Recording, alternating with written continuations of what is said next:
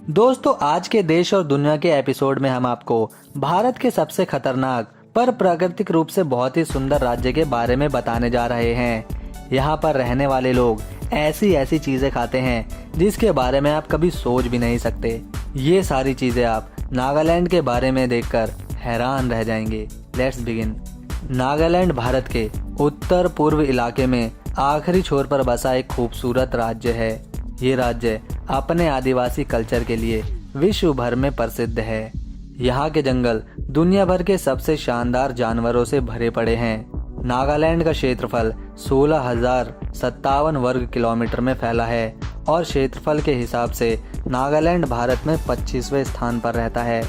नागालैंड में 100 से ज़्यादा जनजातियों के लोग रहते हैं और सभी की संस्कृति के साथ मान्यताएं बिल्कुल अलग हैं। यहाँ की आबादी की बात करें तो इस राज्य में 22,80,000 की जनसंख्या रहती है। नागालैंड में कुल मिलाकर 11 ज़िले हैं और तुएन सांगा यहाँ का सबसे बड़ा ज़िला है।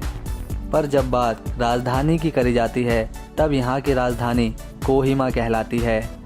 भारत में नागालैंड ही एक लौता ऐसा राज्य है जहाँ की राज्य भाषा अंग्रेजी है। इसके विपरीत यहाँ कुल मिलाकर 15 से भी ज़्यादा अलग अलग भाषाएं बोली जाती हैं। आइए अब बात करते हैं नागालैंड के इतिहास के बारे में।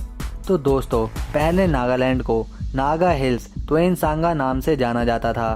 फिर साल 1961 में इस राज्य का नाम बदलकर नागालैंड कर दिया गया और 1 दिसंबर साल 1963 को नागालैंड को पूर्ण रूप से राज्य होने का दर्जा भी मिल गया।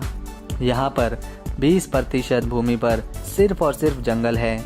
खाने की बात करी जाए तो यह राज्य भारत के दूसरे राज्यों से काफ़ी अलग तरह का खाना खाना पसंद करता है। यहाँ के अधिकांश मूल निवासी मांसाहारी है जो सबसे ज़्यादा मछली और मांस खाते हैं। नागालैंड में वो मांस भी खाया जाता है जिन्हें भारत के दूसरे राज्य के लोग बिल्कुल खाना पसंद नहीं करते। दोस्तों, अगर आपका दिल मजबूत है तभी आप नागालैंड की दीमापुर मार्केट में विजिट करना, और इसकी वजह है यहाँ पर कुत्ते का मीट खुलेआम बिकता है। लोग यहाँ से खाने के लिए चूहे ले जाते हैं।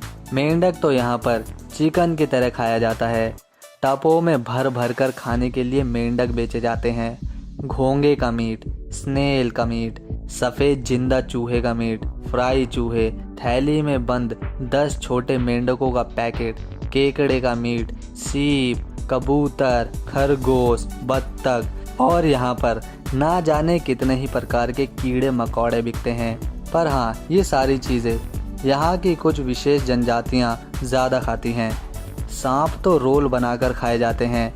दीमापुर मार्केट में आप सोच भी नहीं सकते उस जानवर का मीट यहाँ आपको आसानी से बिकता हुआ दिख जाएगा। इसीलिए हमने कहा अगर आपका दिल मजबूत हो तभी आप दीमापुर जाना।